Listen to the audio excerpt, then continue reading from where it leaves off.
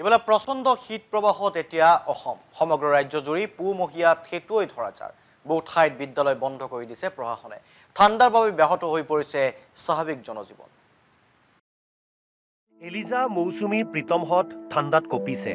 যাৰ খেদিবলৈ সিহঁতৰ গৰম কাপোৰ নাই ভাল মানুহ হোৱাৰ আশাত কঁপি কঁপি গৈছে বিদ্যালয়লৈ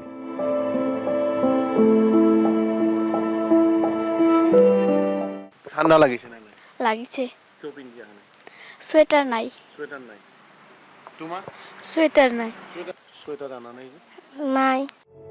এয়া কেৱল এলিজা মৌচুমী প্ৰীতমহতৰ কথা নহয় ৰাজ্যৰ লাখ লাখ ছাত্ৰ ছাত্ৰীৰ একেই অৱস্থা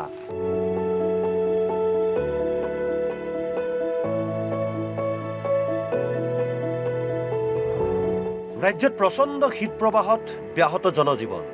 কামৰূপ মহানগৰত 6 জানুৱাৰীলৈকে বিদ্যালয় বন্ধ বিভিন্ন জিলাতো প্ৰশাসনৰ একেই সিদ্ধান্ত এইবাৰ সঁচাকৈয়ে বৰ জাৰ পৰিছে থেতুৱাই ধৰা জাৰ ইফালে ঘন কুঁৱলী আৰু নিয়ৰ ব্যাহত হৈ পৰিছে স্বাভাৱিক জনজীৱন কিছুমান জিলাত প্ৰশাসনে ঠাণ্ডাৰ বাবে বিদ্যালয় বন্ধ ঘোষণা কৰিছে তাৰ মাজতেই গোৱালপাৰাত বিদ্যালয় খোলা আছে এয়া টুকুৰা মধ্য ইংৰাজী বিদ্যালয়ৰ দৃশ্য ছাত্ৰ ছাত্ৰীসকল আহিছে কাৰোবাৰ গাত সোয়েটাৰ আছে কিন্তু বেছিভাগেই সোয়েটাৰ পিন্ধা নাই কিয় জানেনে এলিজা বেগম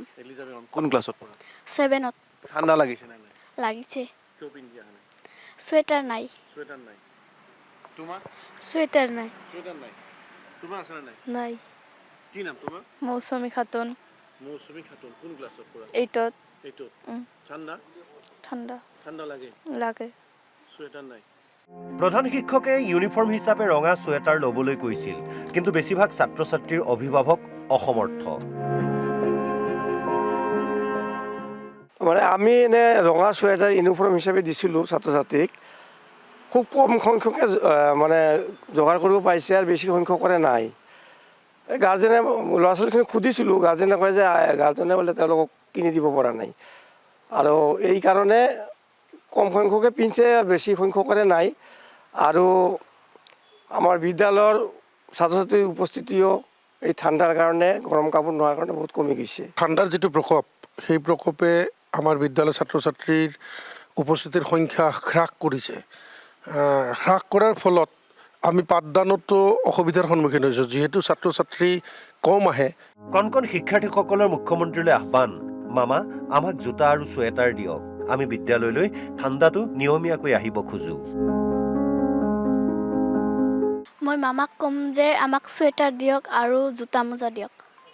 তেতিয়াহ'লে স্কুলত অহাৰ সুবিধা হ'ব হয় না